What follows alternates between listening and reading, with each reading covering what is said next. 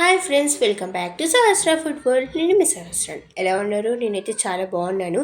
ఇవాళ అయితే ఒక కొత్త రెసిపీతో మేము ముందుకు వచ్చేసాను. ఆ రెసిపీ నేమ్ ఏంటంటే దోసకాయ పచ్చిపప్పు అనమాట. చాలా అంటే చాలా టేస్టీగా ఉంటుంది. ప్రాసెస్లోకి వెళ్ళే ముందు నా ఛానల్ని కొత్తగా ఎవరైనా చూస్తున్నట్టయితే లైక్ చేయండి, షేర్ చేయండి, కామెంట్ చేయండి అండ్ సబ్స్క్రైబ్ చేసుకుంటే మాత్రం మర్చిపోకండి. Okay, let's go to the process. First అయితే ఒక ప్యాన్లో ఆయిల్ అనేది వేసుకొని మనం పోపుకి అయితే ఏమేమి వేసుకుంటున్నామో వేసుకొని నెక్స్ట్ జీలకర్ర, నెక్స్ట్ కరివేపాకు, ఆనియన్స్ అండ్ మిర్చి అనేది వేసుకొని మంచిగా వాటిని అనేది మిక్స్ చేసుకోవాలన్నమాట. నెక్స్ట్ అయితే పచ్చిపప్పుని హాఫ్ అన్ అవర్ ముందులో అనేది నానబెట్టుకోవాలన్నమాట. అప్పుడైతే టేస్ట్ బాగుంటుంది.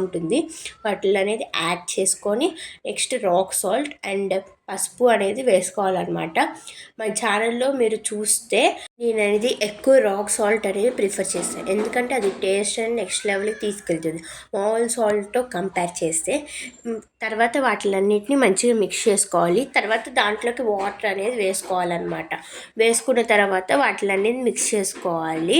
నెక్స్ట్ అయితే ఒక 10 to 15 minutes అనేది మూత పెట్టుకొని అనేది కుక్ చేసుకోవాలి. ఇది అనేది మీడియం ఫ్లేమ్లోనే చేసుకోండి, ఎక్కువ కుక్ చేసుకోకండి.